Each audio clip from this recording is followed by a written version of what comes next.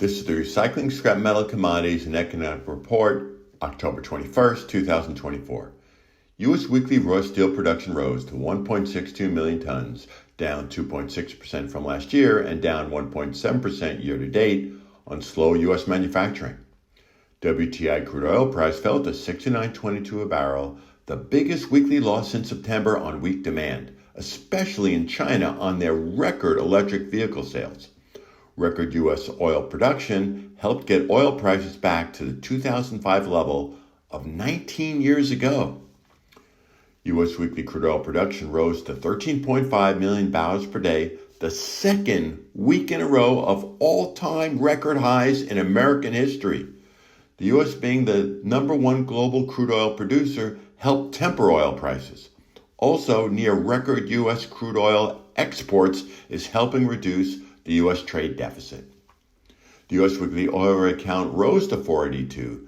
Great productivity is bringing record production we just talked about with the low rigs. Also, the new lower global oil demand forecast has markets cautious. Scrap steel number one HMS price stayed steady nationally weighted at $305 a gross ton. This is on slow U.S. manufacturing and a good balance of supply and demand. Hot rolled coil steel price fell to $34.25 per hundredweight, which is $685 a ton. It remains low, the price of 2005, 19 years ago. Copper price fell to $4.39 a pound, but it remains fairly high on good but not great Chinese GDP growth data.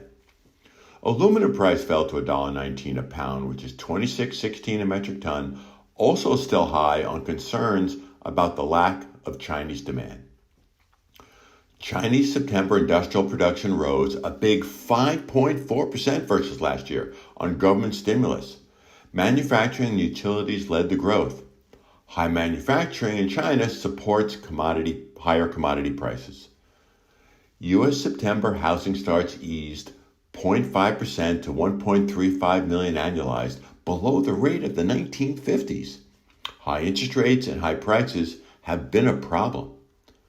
U.S. September industrial production fell 0.6% versus last year on the hurricanes and the Boeing strike. Manufacturing, which is 78% of the total, fell about the same, but falling interest rates and U.S. government stimulus is coming.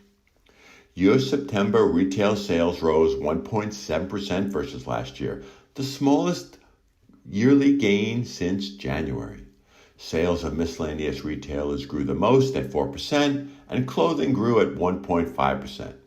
Electronics and appliances fell 3.3%. U.S. October NAHB Wells Fargo Housing Market Index.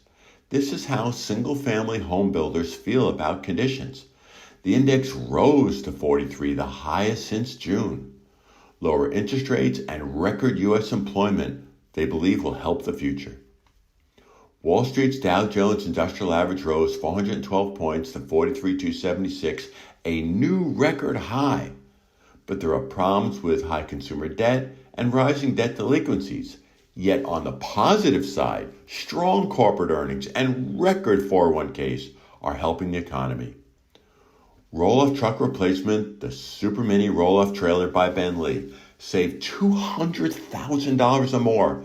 It's a short 25 feet 11 inches, so when put behind a day cab, it's only 12 inches longer than a truck.